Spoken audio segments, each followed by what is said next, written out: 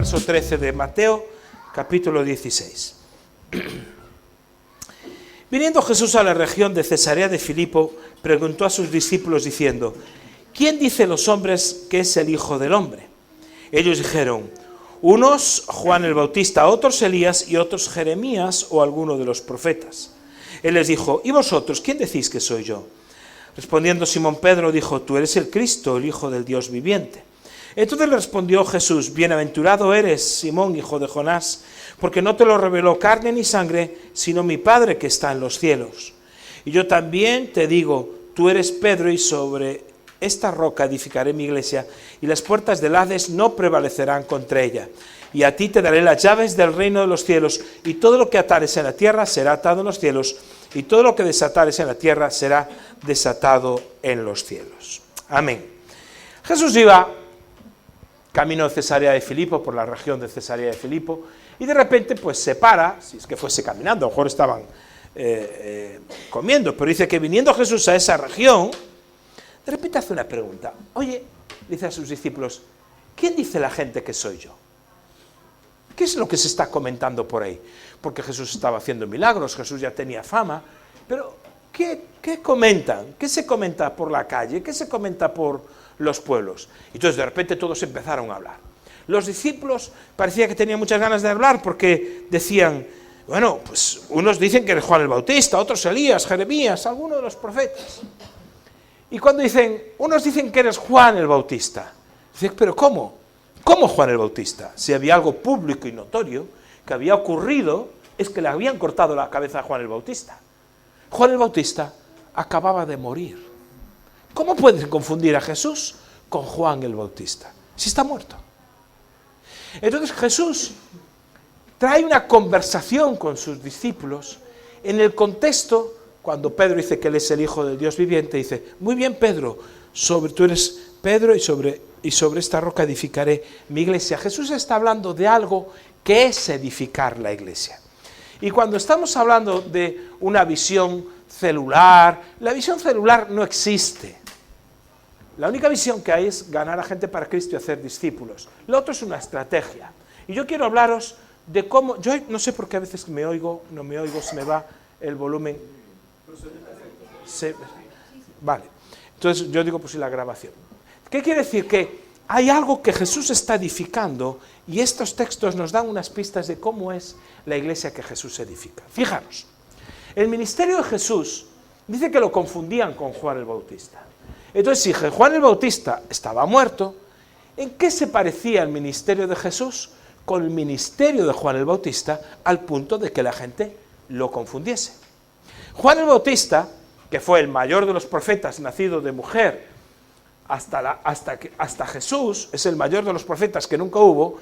Juan el Bautista tenía un mensaje que era radical, y es el mensaje de arrepentíos.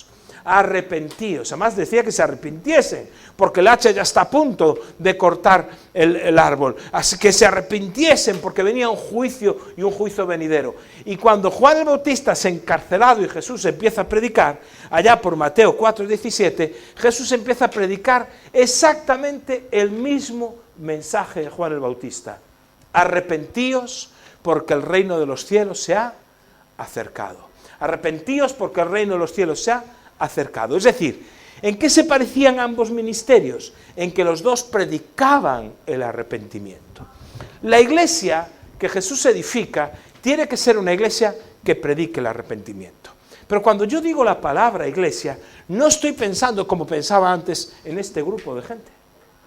Es decir, en una estructura eclesiástica, con un local, con un techo, un proyector, cosas muy bonitas que todos tenemos en nuestras iglesias. No, la iglesia es cada grupito de gente que se reúne, cada célula, cada comunidad de vida, porque es eso exactamente, una comunidad de vida, una comunidad de fe que se reúne. Y dice que Jesús se le confundía con Juan el Bautista, y posiblemente fuese porque el mismo mensaje, Jesús toma el mensaje de Juan el Bautista y empieza a predicar el arrepentimiento.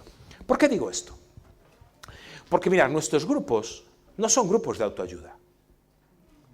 Nuestros grupos, cuando nos reunimos los jóvenes, matrimonios, solteros, hombres, mujeres, no estamos ahí para pasarlo bien, simplemente lo pasamos bien. No estamos ahí para hacer una autoayuda, nos ayudamos unos a otros. No estamos ahí simplemente para cuidarnos, que nos cuidamos unos a otros. No, cuando una persona, el poder, digamos, de nuestro mensaje, cuando una persona está en una situación crítica, tiene que ver con el arrepentimiento. Arrepentimiento. Si una persona viene y tiene problemas con el alcohol, no le decimos, ay, pobrecito, hoy estás borracho, tranquilo, le pasamos la mano por encima. Por supuesto que tendrá un problema, por supuesto posiblemente necesite una medicación o necesite tratamiento, no estoy negando eso. Lo que estoy diciendo es que esa persona hay que llevarla al arrepentimiento. Tiene que llegar a un punto en que tiene que conocer a Dios. Yo me he encontrado que muchos grupos que a veces no crecen, no hay manera que la gente se convierta, es porque han olvidado que el mensaje que nosotros tenemos es que las personas van a cambiar de vida, las personas van a tener un encuentro radical en su vida cuando se arrepientan. ¿Se arrepientan de qué? De su pecado. Estaban en un curso de bioética hace muchos años con un profesor, el padre de la bioética a nivel mundial, el doctor Gracia, y con el que tuve muy buena relación. Bueno, no falleció, pero está muy mayor. Y él decía en el curso, claro, porque en España tenemos un problema, que la gente tiene complejo de culpa. Tiene complejo de culpa y anda con la culpa para aquí y la culpa para allá. Y yo recuerdo que le dije, doctor Gracia, ¿sabe por qué la gente en España tiene esa sensación de culpa? Y dijo, ¿por qué? Porque es culpable. No es complejo, es que la gente es culpable y lo saben. Solo que enmascaramos la culpabilidad a través, a veces, de psicología, de cosas, de... Nosotros tenemos un mensaje para esa culpabilidad, que es el arrepentimiento. Si las personas no vienen a Cristo y arreglan cuentas delante de Dios, no hay psicología que valga, no hay psiquiatría que valga, no hay nada. ¿Por qué? Porque hay una barrera. La iglesia que Jesús edifica es una iglesia, dice, yo edificaré mi iglesia. Es una iglesia, es un grupo de personas que son capaces de predicarle a las personas que se arrepientan. No ya como hacía Juan el Bautista, si no te arrepientes te vas al infierno, sino como hacía Jesús.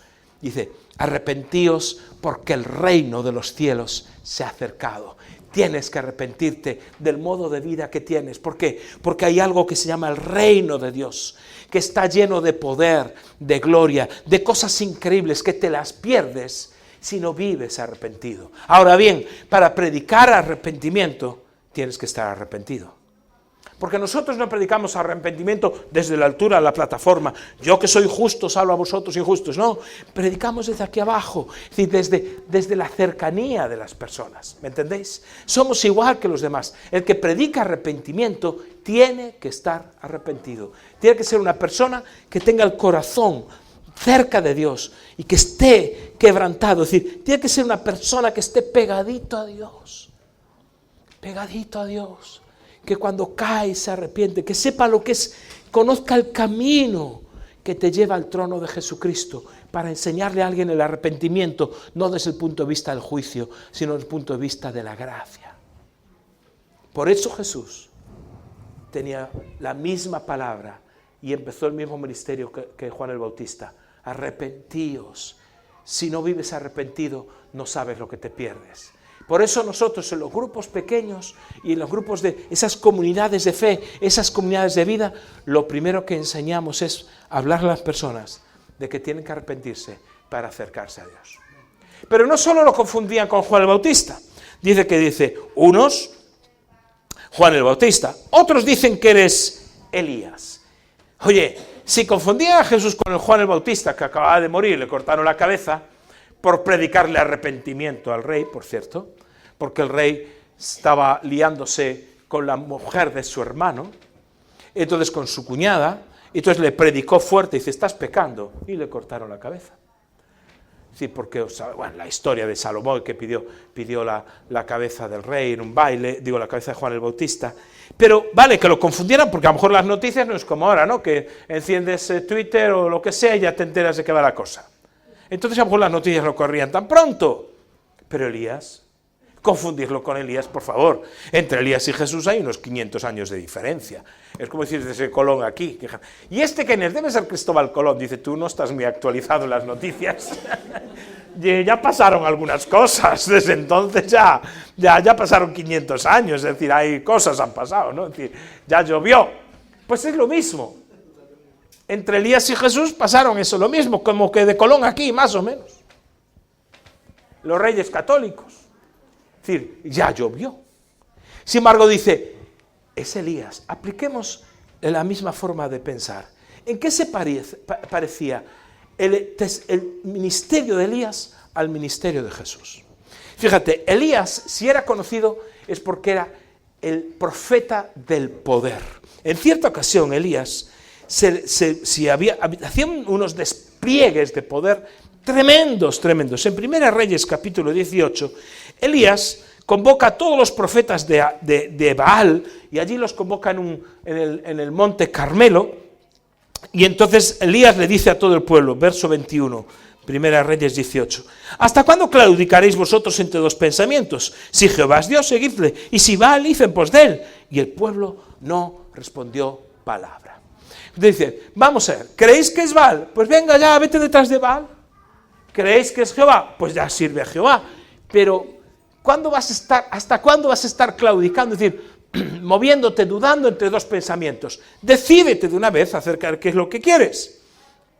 Y Elías volvió a decirle al pueblo, solo yo he quedado profeta de Jehová, mas los profetas de Baal hay 450 hombres, y había otros 400 de Asera.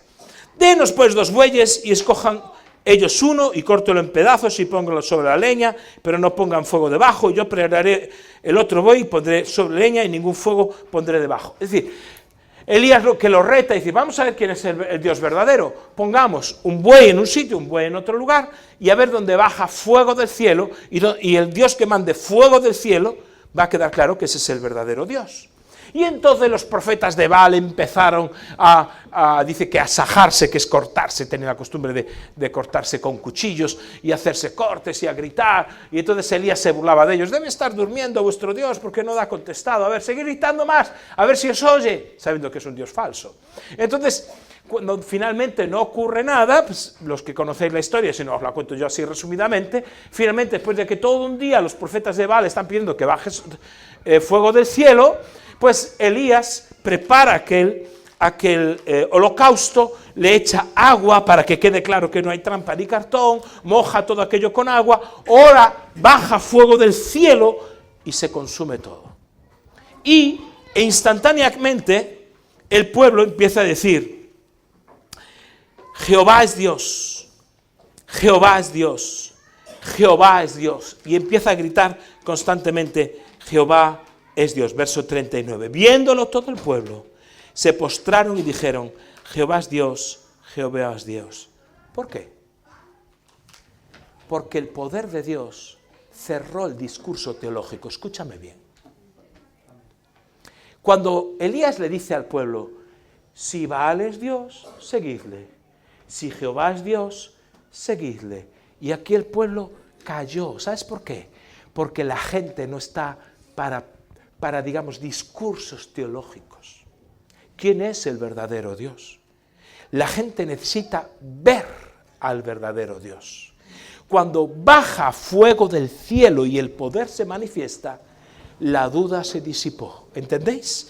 Inmediatamente el discurso teológico se cierra y empiezan a gritar, Jehová es Dios, Jehová es Dios, Jehová es Dios. Esto es clave. Porque el ministerio de Elías que se movió haciendo que la lluvia parase, que bajase el fuego, que hubiese resurrección de muertos. Es decir, el ministerio de Elías había un despliegue de poder tremendo. Y decirme, ¿tenía el ministerio de Jesús poder? ¿Tenía o no tenía poder? Es decir, si había algo en Jesús es que el poder le seguía, las multitudes le seguían por el poder.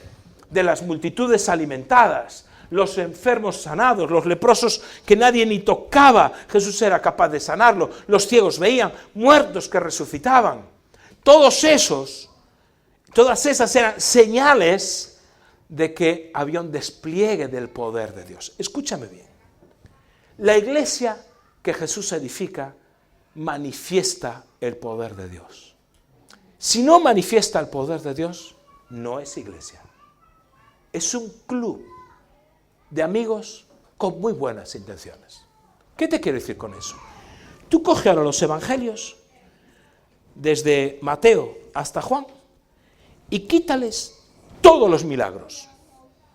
Quítale todo el poder. ¿Qué queda? Un libro de moral. Un libro de muy buena moral, de muy buenos consejos, de cómo hay que ser, cómo no hay que ser, cómo hay que comportarse, cómo tenemos que ayudar a los demás, cómo tenemos... Pero no sería nada más que un hombre más que dijo cosas bonitas como dijeron otros, ¿vale? Como dijeron Zoroastro y otros que tienen escritos estupendos si los lees. Pero si quitas el poder sobrenatural a este libro no vale nada. Porque este libro es la manifestación de la presencia de Dios. Entonces Jesucristo manifestó el poder de Dios. ¿Qué quiere decir eso? La iglesia que Jesús edifica es una iglesia que manifiesta el poder de Dios. La iglesia no es simplemente un grupo de gente que se anima para otra semana más.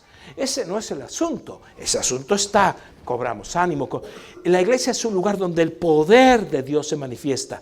Y cuando pienso en iglesia no estoy pensando en una reunión del domingo, que también, sino cuando abrimos nuestras casas, cuando nos juntamos unos matrimonios, en mi caso nos juntamos unos hombres, 6 hombres que estamos en mi grupo pequeño, acabamos de ganar, ¿os acordáis que vine con un hombre la última vez que vine aquí? Pues está como una moto el tipo.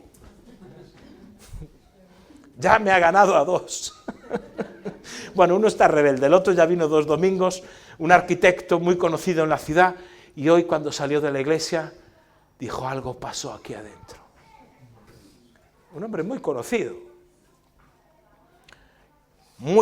en la ciudad. ¿Quién sabe lo que Dios tiene ahí? ¿Por qué? La clave es que ese grupo de amigos que nos juntamos, hacemos que la manifestación de la presencia de Dios esté ahí. El asunto no es simplemente que nos reunimos para hablar de la predicación. Ese no es el asunto.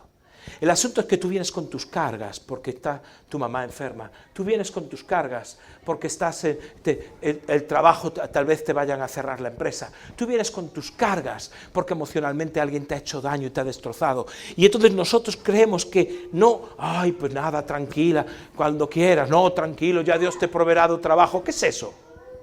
¿Qué es eso? Eso lo hace cualquiera en una cafetería, en un bar.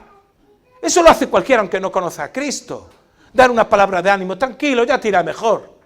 No, nosotros no hacemos esto, nosotros traemos la manifestación del poder de Dios y de cómo que estás sin trabajo. Vamos a orar ahora mismo. ¿Sabes qué es la oración? El poder de Dios nada más que es la manifestación de que yo no puedo. Yo no puedo, Señor, y tú sí puedes. Entonces, como Él sí puede, no me queda más que orar y clamar de una forma diferente.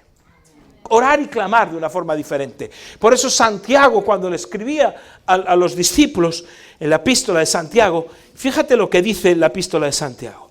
Santiago, que cantábamos una canción, el capítulo 1, pero dice capítulo 5, verso 14. ¿Está alguno enfermo entre vosotros? Llame a los ancianos de la iglesia, es decir, y oren por él, ungiéndole con aceite en el nombre del Señor. Es decir, si hay alguno enfermo y estamos en este grupo de acá, ¿qué vamos a hacer? Vamos a ungirle. Símbolo, ese aceite es símbolo del Espíritu Santo. Vamos a ungirle. ¿Quiénes? Esos ancianos, los que ya tenemos algo más de recorrido. ¿Por qué? Porque fíjate lo que dice. Me separo aquí para lo de la cámara, si no. Pero fíjate. Dice, y la oración de fe. No cualquier clase de oración. No la oración de duda. Bueno, Señor, si es tu voluntad. ¿Cómo que si es tu voluntad? ¿Que la voluntad de Dios qué es? ¿Que se caiga muerto o enfermo? ¿La voluntad de Dios que no tenga trabajo para sus hijos? ¿La voluntad de Dios qué es? ¿Que viva atado en una atadura, una adicción? ¿Esa es la voluntad de Dios? La oración de fe, dice, salvará al enfermo y el Señor lo levantará. Y si hubiese cometido pecados, les serán perdonados. Confesaos vuestras ofensas los unos a otros. Yo quiero que leas aquí lo que es la vida de un grupo pequeño. La gente se confiesa los pecados, dice, oye, estoy pasándolo mal, necesito. Oramos para ser sanados, dice, la oración eficaz del justo puede mucho. ¿Cuánto puede? Ah, pero a lo mejor tu mucho no es mi mucho. A lo mejor tu mucho es mucho más que mi mucho. Porque como yo estoy en una etapa sin fe, supongamos, pues yo creo que mi mucho no es mi mucho. Entonces, claro, dice que la oración eficaz del justo, aquel que cree en Jesucristo, que ha sido lavado por la sangre de Cristo, que cree en Cristo como Señor y Salvador, dice esa oración de fe y eficaz, puede mucho. Ahora, claro, el mucho para mí puede ser que, como solemos hacer, ¿no? Que si le duele, si está un poquito enfermo, oramos con fe y tal. Y si está muy enfermo, dices, oye, ¿has pensado en ir al médico? Entonces, no, cuidado, yo voy al médico, no me malinterpretéis. Me creo que lo que quiero decir, no estoy menospreciando eso, ¿vale? Pero como que ya no nos oramos. Hoy, al acabar la reunión, se acercó un hermano, hace poco que se ha convertido, se acercó y me dijo, quisiera que oras por mí. Digo, ¿qué quieres que ore? Dice, es que mañana entro en quirófano, en cardiología, y me van a parar el corazón. Dije yo, ¿ah, sí? Sí, porque, sí, literalmente, literalmente, dije yo, hombre, no me digas que te van a parar el corazón. Sí, sí, porque es un problema que se hace, una vez me lo quisieron hacer a mí, porque me dio una taquicardia, una cosa así, entré en urgencias, y como no he pasado la taquicardia, vino tan tranquilo el cardiólogo, me dijo, tranquilo, esto se soluciona, mañana te vamos a parar el corazón. Y yo, ¿cómo? Entonces, sí, es muy fácil, claro, él maneja la incertidumbre que me generó a mí, fue terrible. Compartí esto la semana pasada en la iglesia, pero la incertidumbre fue terrible porque me querían parar el corazón. Si es que no, tu corazón sigue funcionando mal, hay que pararlo y arrancarlo. Es como un coche. Y yo dije, me cachis. Yo no tenía miedo, de verdad que no estaba con miedo ni nada, incluso me habían puesto en una habitación, la única en urgencias, que tenía ventana, daba la luz del sol, y decía yo a las enfermeras, ya me estáis preparando para el cielo. Ay, ¿usted cómo se pone? No, ya veo la luz del cielo, ya veo las nubes, ya me estáis poniendo más cerca, ¿no? Para allá o no allá. El caso es que me querían parar el corazón, pero gracias a Dios la iglesia oró, y el corazón se puso bien solo, en menos de 24 horas. Pero este hombre lleva ya varias semanas y el corazón funcionando mal. Pues déjame orar por ti. Joder, sí que el Señor guía a los médicos. ¿Qué Señor guía a los médicos ni nada? ¿Qué clase de oración es esa? Yo voy a orar para que se te ponga bien el corazón antes de llegar al quirófano. Que cuando lleguen al quirófano digo, pues ya está funcionando bien. Porque me pasó a mí. Y si me pasó a mí, ¿por qué no a él? ¿Hay alguno de aquí que sea Dios? ¿A qué no? Pues si tú no eres Dios, ¿por qué no dejas a Dios ser Dios? ¿Por qué no dejas que Dios actúe en la vida de las personas? Y cuando vengan con una carga, cuando vengan con un pesar, puse los ejemplos físicos, pero pueden ser emocionales, económicos, sociales, de cualquier tipo, empieza a manifestar la presencia de Dios. La clave de una comunidad de fe es que se manifiesta el poder de Dios en medio de esa comunidad de fe. Se manifiesta la vida de Cristo en esa comunidad de fe. Cuando las personas llegan, claro que podemos dar buenos consejos, por supuesto que somos humanos. Si tú ves que alguien bebe de más, por poner un ejemplo, en fin, simple, pues claro que le puedes dar un consejo, pero o Cristo lo libera, no hay solución. Porque la adicción no se va con buenos consejos, tiene que haber una liberación. Entonces hay que orar por liberación. Entonces, por eso dice la iglesia que Jesús edifica, tiene que ser una iglesia en la que se manifieste el poder de Dios. Dice, otros veían y otros te confundían diciendo que eras Jeremías. ¿Quién era Jeremías? ¿Por qué lo confundían a Jesús con Jeremías? Porque Jeremías era conocido como el profeta llorón. Jeremías, cada vez que veía al pueblo, a Jerusalén, totalmente apartado de Dios, que no hacían caso, dice que se quebrantaba, que lloraba. Es más, hay todo un libro en la Biblia dedicado a eso, al lamento de Jeremías. ¿Sabes cómo se llama el libro? Lamentaciones. ¿Tú comprarías en la librería un libro que se llama Lamentaciones? Yo no, porque viene incluido aquí, que si no, no lo leo. Entonces, no me voy yo a una librería a comprar. ¿Tienen Lamentaciones? No, y que uno quiere leer alegrías y esas cosas. Pero hay todo un libro, muy cortito de leer, que se llama así, Lamentaciones. Que, por cierto, hay unos versículos preciosísimos, que incluso cantamos en la iglesia.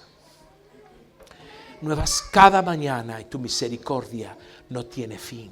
Es decir, el libro de Lamentaciones surge de un profeta que se lamenta porque ve a un pueblo perdido, un pueblo desorientado. A Jeremías le dolía al pueblo que no conocía a Dios, que desobedecía a Dios. ¿Qué se parece el ministerio de Jesús al ministerio de Jeremías? Cuando Jesús vio las multitudes, se le puso el corazón como una calabaza. Dice que vio aquellas multitudes que eran como ovejas sin pastor, sin cuidado, desorientadas. Es decir, el ministerio, la iglesia que Jesús edifica, es una iglesia que manifiesta la compasión por los perdidos. Y cuando Jesús ve eso, esa situación, está pidiendo, Señor, dice, orad al Padre que envíe obreros a esas multitudes, que envíe obreros a esa cosecha que tenemos que cosechar. Cuando Jesús veía a los perdidos, se le ponía el corazón conmovido. Una iglesia que no tiene compasión por los perdidos, que se dedique a plantar pimientos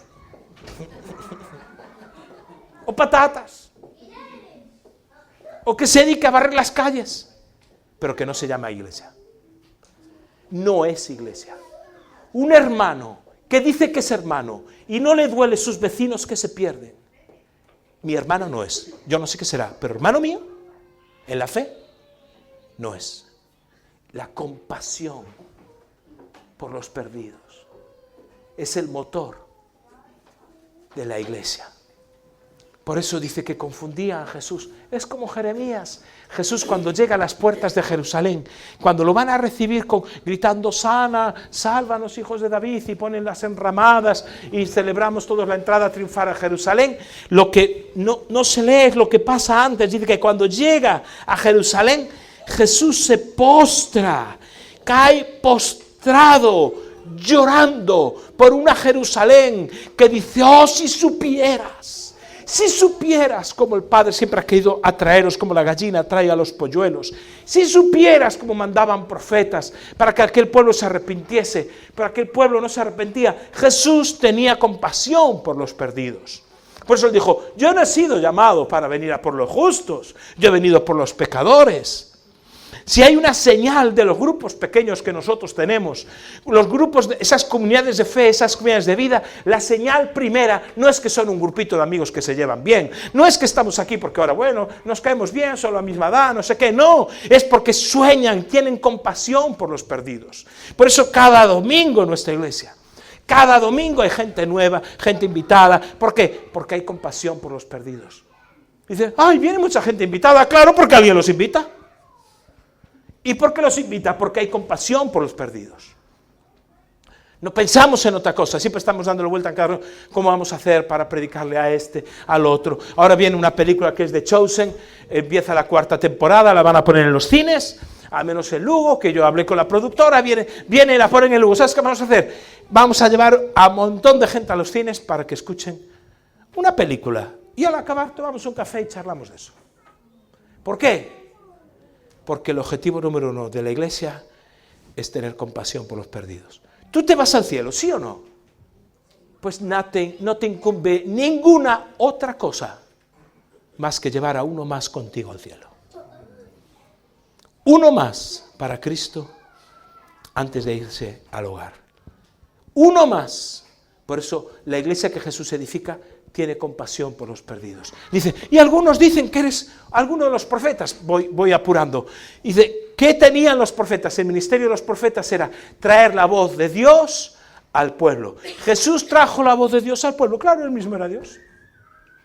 Traía la voz de Dios al pueblo. La iglesia tiene un ministerio profético que es hablarle a la gente lo que Dios dice. La gente está desorientada, la gente ha perdido el norte, no sabe a dónde acudir. Nosotros tenemos que decirle a las personas, no consejos bonitos, como decía antes, de autoayuda acerca de cómo tienes que arreglar tu matrimonio, o cómo tienes que arreglar tu vida, o lo de aquí, o lo de más allá. Es decirle lo que la Biblia dice acerca de su vida.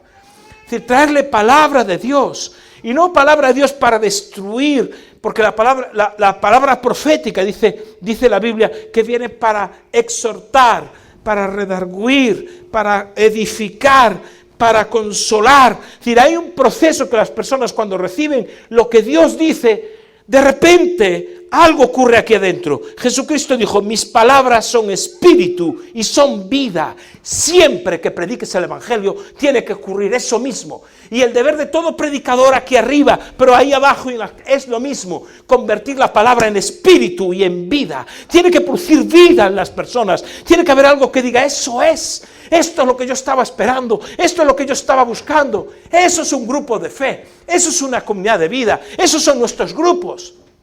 Eso es una iglesia que está edificada por Jesucristo. Ahora, la historia no se acaba ahí.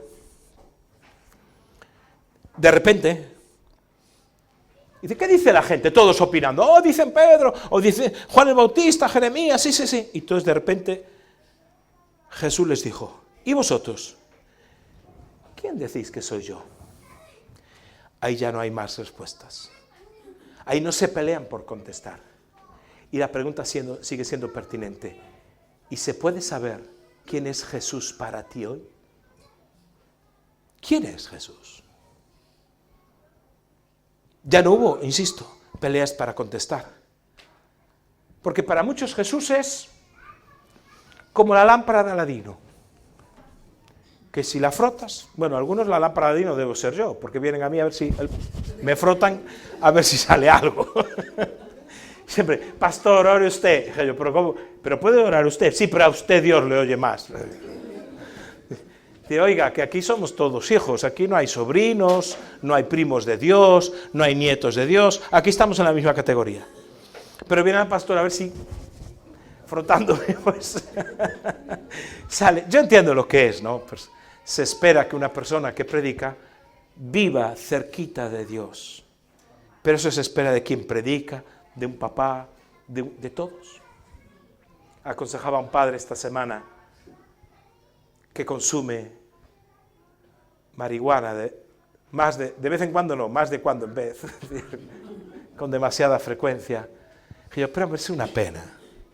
Tú que ya podías estar liderando con todos los dones que Dios te dio y andas con este rollo. Sí, no, es cierto, es cierto.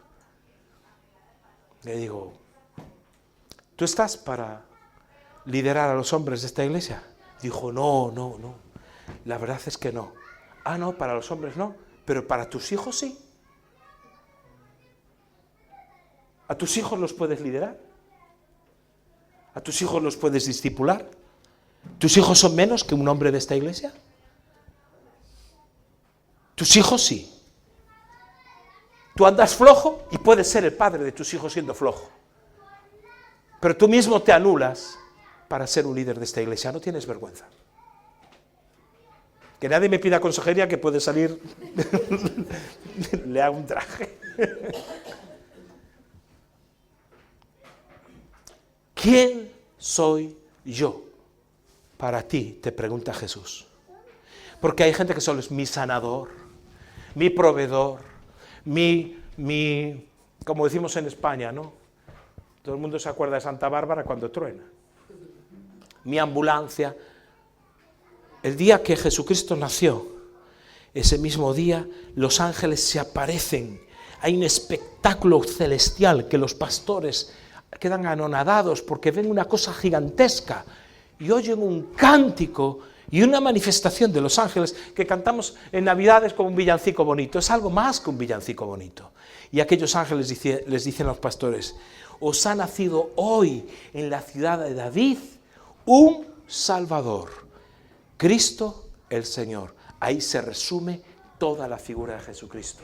Él es Salvador y Señor. No solo es Salvador, claro que te salvó y claro que te salva de los líos en los que a veces voluntariamente nos metemos o a veces no tan voluntariamente, sin querer. La vida viene muy torcida, a veces viene muy complicada y nos salva de esas situaciones, pero Él es Señor. Y Señor quiere decir que mi vida se va a alinear con lo que dice este libro. ¿Qué dice ese libro con respecto al matrimonio? ¿Qué dice este libro con respecto a la crianza de los hijos? ¿Qué dice este libro con respecto al manejo de la economía, de todo? ¿Qué espera Dios con respecto a mi compromiso y a mi servicio? ¿Qué espera? ¿Qué espera? ¿Que no tenga compasión por los perdidos? ¿Qué espera? No, yo ya hice bastante. ¿Cómo que hiciste bastante? Yo podía decir lo mismo, que llevo 40 años en el Evangelio. Ahora me retiro, que ya hice bastante. ¿Ah, sí? Rick Warren, el pastor de la iglesia de Saddleback, su día una de las más grandes de Estados Unidos, de un movimiento de iglesia con propósito, del libro más vendido después de la Biblia, Una vida con propósito, el autor de ese libro, cuenta que cuando él estaba, su papá estaba muriendo, todos los hermanos son siervos de Dios, siervas de Dios de diferentes maneras, y su papá también había sido un hombre de Dios tremendo. Dice que estaba muriendo su papá, y cuando estaba en la cama, estaba agonizando, pensaban que ya no le quedaban ni fuerzas muchas para hablar, y estaban rodeando allí, y orando, y de repente el papá como que cobra aire, y entonces callan para escuchar lo que tiene que decir. Dicen, las últimas palabras de papá, ¿qué nos dirá? Y cuando cobra vida el padre para hablar, les dice, uno más para Cristo. Uno más para Cristo. Antes de ir de nuevo al hogar, ganad uno más para Cristo. Ese era el legado que les dejaba.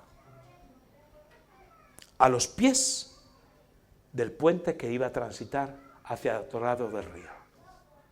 La iglesia que Jesús edifica es una iglesia de hombres y mujeres que contestan a Jesús como Pedro.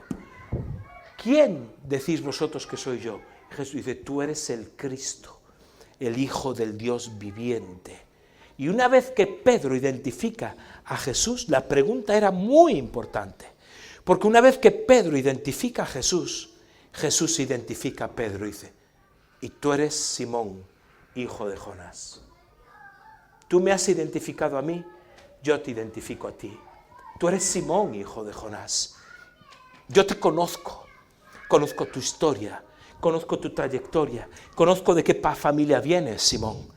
Tú eres Simón, hijo de Jonás. Y con aquellos que identifican a Jesús como su Señor, aquellos que identifican a Jesús diciendo, tú eres el Hijo del Dios viviente, yo no voy a perder mi vida ya en chorradas. Y como dice Proverbios, dejad las simplezas y vivid.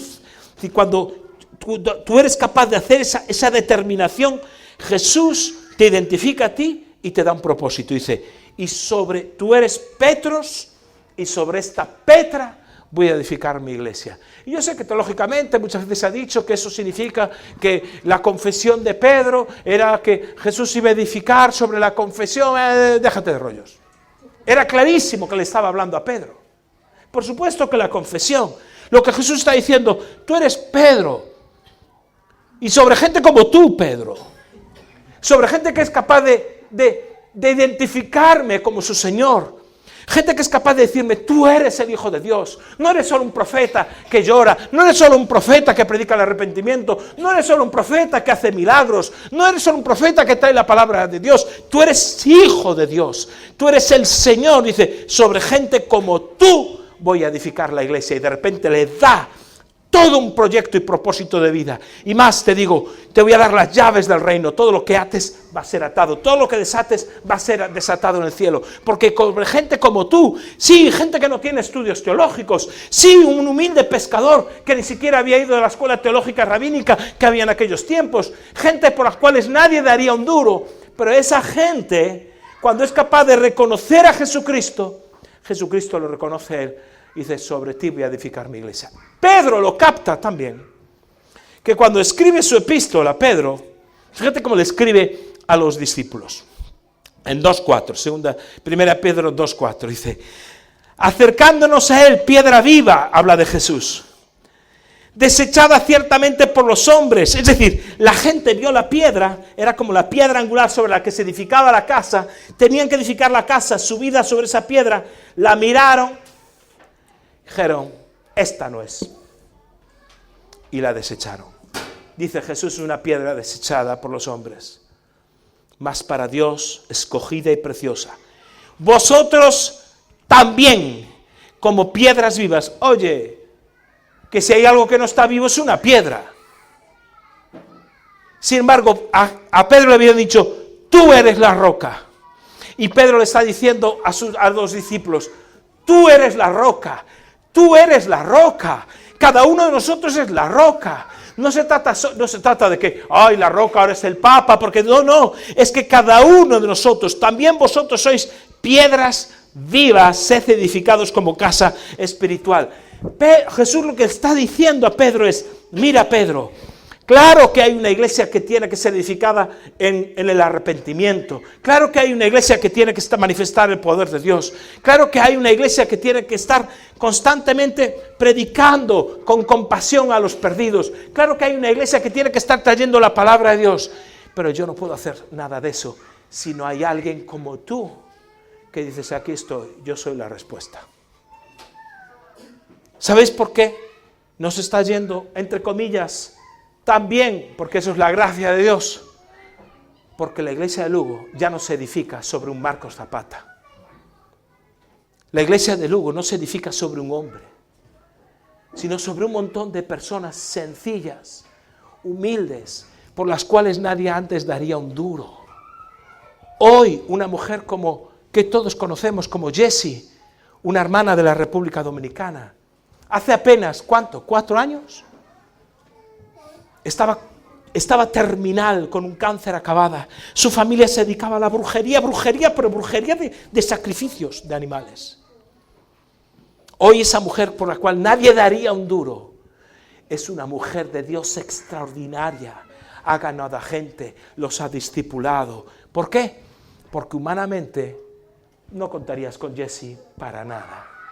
Pero Jessie un día le dijo a Jesucristo, tú eres mi Dios, tú eres el Hijo del Dios viviente, tú eres. Y Jesús dijo, sobre ti edificaré la iglesia, sobre Jessie edifica la iglesia, sobre Roberto edifica la iglesia, sobre María, sobre Juan, sobre Ana.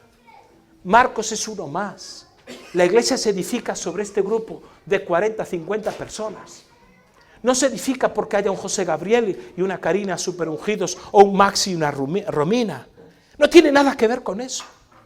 Ellos simplemente le dijeron un día sí a Jesús. Le dijeron, sí, tú eres el Señor de mi vida. Tú eres el Hijo del Dios viviente. Dijo, contigo lo voy a hacer. Pero hoy vamos a presentar nuevos líderes. Gente que le dijo sí a Dios. Y mañana, ¿sabes quién tiene que ser? Tienes que ser tú. Y no me valen excusas, porque no me valen las excusas de nadie en Lugo, menos las de Orense. Imagínate cómo está Oconto. No vale. Porque entonces esa es la clave de la visión que llamamos celular. ¿Sabes qué es? Toda la iglesia empoderada, todas las personas que le han dicho que sí a Jesús van a ser usadas. ¿Cómo? Con corazón arrepentido, con poder. De repente el corazón se les conmueve por aquellos que están perdidos. Empiezan a soñar cómo hablarle a sus amigos, a sus compañeros de trabajo, a su familia que hacía tiempo que no le hablaban. Empiezan a tener palabra de Dios, no palabra humana, palabra profética de Dios, para traer consuelo al cansado, traer palabra de esperanza al abatido. Todo cambia. ¿Cómo no va a crecer una iglesia así? Si captáis esto y cada uno de vosotros le dice que sí a Jesús, en menos de un año, hoy en un año, habéis duplicado la iglesia. Eso es nada. No es humano, porque podéis ganar uno más para Cristo, como el papá de aquel pastor. Uno más para Cristo, antes de ir de nuevo al hogar. Nos ponemos de pie, por favor. Quiero orar.